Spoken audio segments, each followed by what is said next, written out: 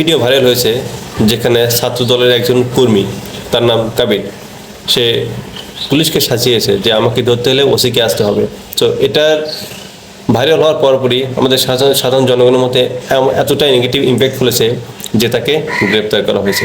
সবথেকে ইন্টারেস্টিং বিষয়টা হচ্ছে, তাকে যে গ্রেপ্তার করা হয়েছে সে কিন্তু পুলিশের সাথে খারাপ ব্যবহারের কারণে না, তাকে গ্রেপ্তার করা হয়েছে খারাপ ভাঙচুর কারণে। বুঝতে পারছেন যে তাকে মিথ্যা মামলা তাকে ফাঁসানো হয়েছে। এখানে কিন্তু দুটো বিষয় কাজ করে। প্রথমত হচ্ছে, এই কাবির কিন্তু জুলাই বিপ্লবের সে অন্যতম এক যোদ্ধা, সে কিন্তু যথেষ্ট পরিমাণ সাপোর্ট করেছে, তার দলবল নিয়ে কিন্তু ফ্যাসিস্ট হাসিনার বিরুদ্ধে তিনি লড়াই করেছেন। দ্বিতীয় বিষয়টা হচ্ছে, সে একজন ছাত্র দলের কর্মী, তার বয়স কত, 23-24, এই বয়সে একটু মাথা গরম হতেই পারে।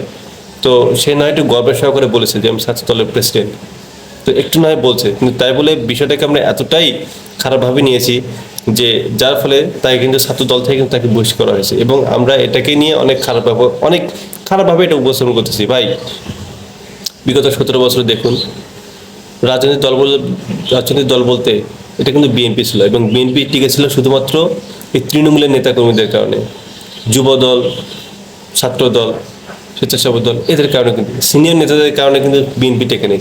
সিনিয়র নেতাদের উপর ভরসা করলে বিএনপি আগে ধ্বংস হয়ে যেত।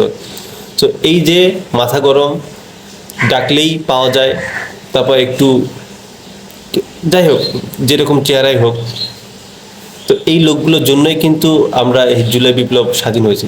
এরা কিন্তু সুশীল না, এরা কিন্তু অনেক প্রতিবাদ করতে জানে।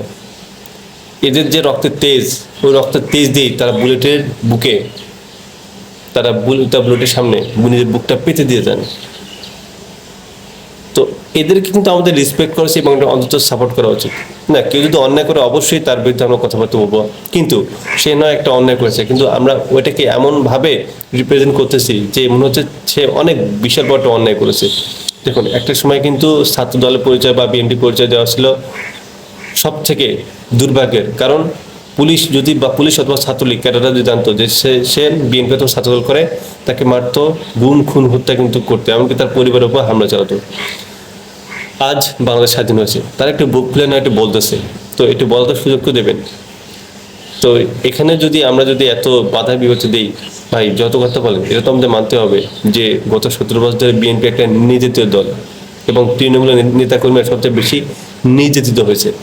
অন্তত তাদের প্রতি একটু সহমর্মিতা, একটু অন্তত ভালোবাসা তো দিতে পারি। বিএনপি যদিও এখন অনেক চাঁদাবাজি করতে, লুটতরাজ করতেছে, বা সবাই তো না, যারা করতেছে তাদের বিরুদ্ধে এখন কথাবার্তা বলবো, বাট যারা ভালো কাজ করতেছে অবশ্যই তো আমরা তাদেরকে সাপোর্ট করবো, তাই না?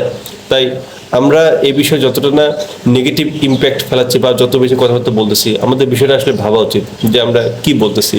এবং এটাও কিন্তু পরিকল্পনা চলতেছে যে যারা জুলাই গণ অভ্যুত্থানে সরাসরি জড়িত তাদেরকে কিন্তু গ্রেপ্তার অথবা যেভাবে হোক তাদেরকে কিন্তু আড়াল করার চেষ্টা করানো হচ্ছে, এবং ছাত্রলীগ কিন্তু সমন্বয়দের খুঁজতেছে, এদের কিন্তু মারা প্ল্যান করতেছে, এবং প্রশাসনের মধ্যে যেসব পুলিশের মধ্যে যারা আওয়ামী লীগের দোষ আছে তারা কিন্তু টার্গেট করে ফেলছে কারা কারা এই জুলাই বিপ্লবের সাথে জড়িত। সো এই বিষয়টা কিন্তু আমাদের সোচ্চার থাকতে হবে যেন আওয়ামী লীগ কখনো এই সুযোগটা নিতে না পারে।